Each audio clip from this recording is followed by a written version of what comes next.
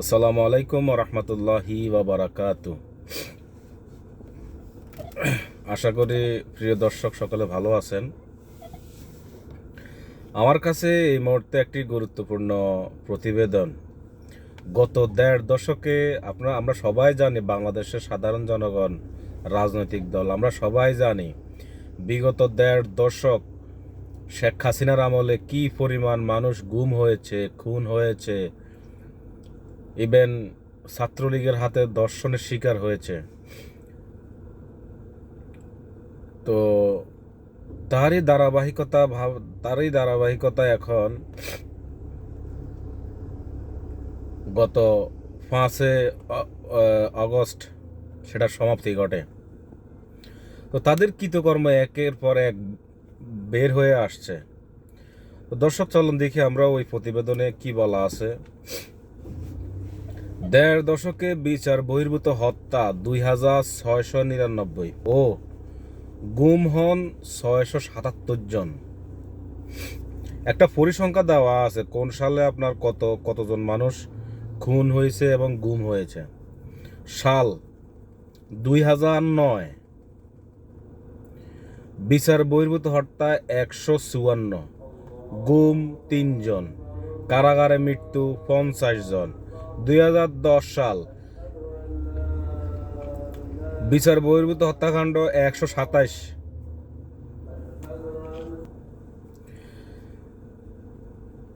গুম 19 জন, কারাগারে মৃত্যু 60 জন। 2011 বহির্ভূত হত্যাকাণ্ড 84 জন, গুম 32 জন, কারাগারে মৃত্যু 105 জন। 2012 গুম 70, বিচার বহির্ভূত হত্যাকাণ্ড 70 জন, গুম 26 জন, কারাগারে মৃত্যু 63 জন। এভাবে আপনার একটা শীট দেওয়া আছে ওই প্রতিবেদনে, আপনারা চাইলে ওটা দেখে নিতে পারেন। আচ্ছা, গুম ও বহির্ভূত হত্যাকাণ্ড সবচেয়ে বেশি হয়েছে নির্বাচনের বছরগুলোতে। অন্যান্য বছরের তুলনায় যা ছিল দ্বিগুণ। এর মধ্যে 2018 সালে সর্বোচ্চ 466 জনকে হত্যা করা হয়। দ্বাদশ জাতীয় সংসদ নির্বাচনে এই বছরেই সর্বোচ্চ সংখ্যক মানুষ গুম হয়। কারাগারের মৃত্যু ছিল তৃতীয় সর্বোচ্চ।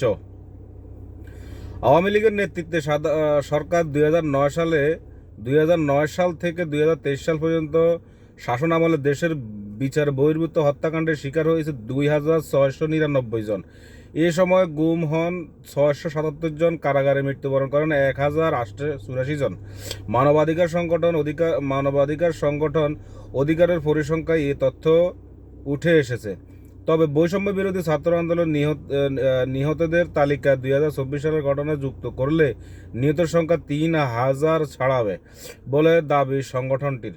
অধিকারের প্রতিবেদনে বলেছে, জবাবদিহিতা ও আইনের শাসন বজায় রাখতে পারেনি আওয়ামী লীগ সরকার। অকার্যকর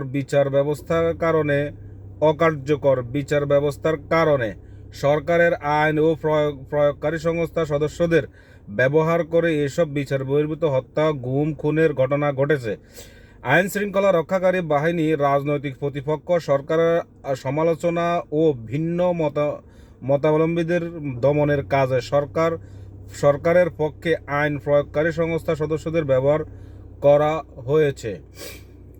এইসব বিচার বহির্ভূত হত্যা, গুম, খুনের ঘটনার মধ্যে নির্যাতনের হত্যা, ক্রসফায়ার হত্যা, ভয় দেখিয়ে টাকা আদায়, বিরোধী রাজনৈতিক কর্মীদেরকে গুলি, ব্যবসায়িকদের আটক করে মালামাল লুট, নাগরিকদের গ্রেপ্তারের ভয় দেখিয়ে টাকা আদায়ের মাধ্যমে এসব ঘটনা সংঘটিত হয়েছে। বিচার বহির্ভূত হত্যার বিষয়ে অধিকারের পরিসংখ্যায় বলেছে, আওয়ামী লীগ সরকারের দায়িত্ব নেওয়ার বছর 2009 সালে হত্যা শিকার হন মোট, ওই যে পরিসংখ্যানে আপনাদের বলা আছে। আচ্ছা যাক, 12 সালে আপনার হত্যাকাণ্ড হয়েছে 70 জনকে হত্যা করা হয়েছে। নির্বাচনের আগে 2013 সালে এই সংখ্যা বেড়ে দাঁড়ায় 329 জন। আর নির্বাচনের বছর 2014 সালে 172 জন, 2015 সালে 186 জন, 2016 সালে 178 জন, 2017 সালে 155 জনের হত্যা করা হয়েছে। 18 সালে দ্বাদশ জাতীয় সংসদ নির্বাচনের বিচার বহির্ভূতভাবে হত্যা করা হয় 466 জনকে। 2019 সালে 391 জন, 2020 সালে 225 জনকে হত্যা করা হয়েছে। 2021 সালে আইন শৃঙ্খলা রক্ষাকারী বাহিনী। এই ছিল মূলত প্রতিবেদন। এখানে পুরো আপনার শিট দেওয়া আছে যে 2009 সাল থেকে 2023 সাল পর্যন্ত। এখানে কিন্তু আপনার ওই যে 5 আগস্টে যে আপনার ছাত্র জনতারা যে হত্যা করছে ওপেনলি ফায়ারিং করে, ওটা কিন্তু এটা উল্লেখ করা হয় নাই। কি বিভৎসভাবে তারা দেশ শাসন করছে। এরপরও এখন ইদানিং অনেকের মুখে বলা হচ্ছে যে আগের সরকারই তো ভালো ছিল। আমি মনে করি তাদের কত নিচু মন মানসিকতা হলে এই সমস্ত কথা বলতে পারে। মানে কতটুক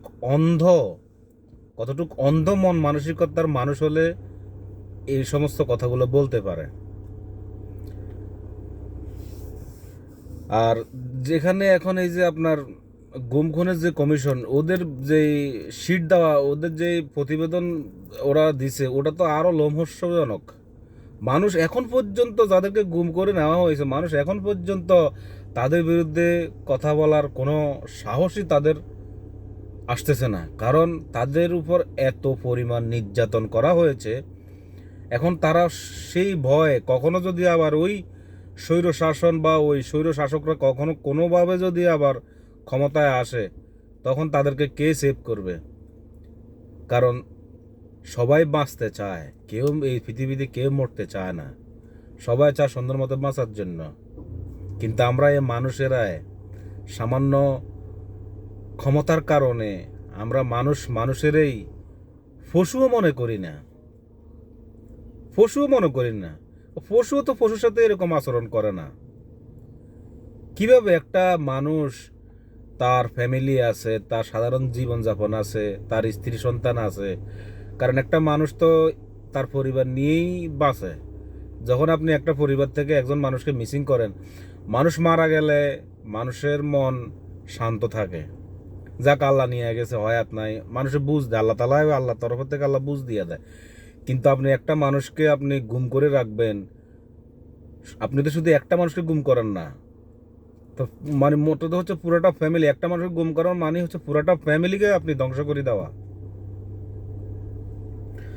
যাই হোক, আল্লাহ আমাদের সবাইকে হেফাজত করুক। আর এই সমস্ত জালেমদেরকে আল্লাহ দুনিয়াতেও শাস্তি দেখ, এবং আখেরাত তো আছেই, কিয়ামতের দিন তো আল্লাহ হাসরের মাঠের বিচার তো এদের অনিবার্য। তো ঠিক আছে দর্শক, ভালো থাকবেন। আসসালামু আলাইকুম। ভিডিওটি ভালো লাগলে একটি লাইক, শেয়ার, সাবস্ক্রাইব করুন। আসসালামু আলাইকুম রহমতুল্লাহি ওয়া বারাকাতুহু।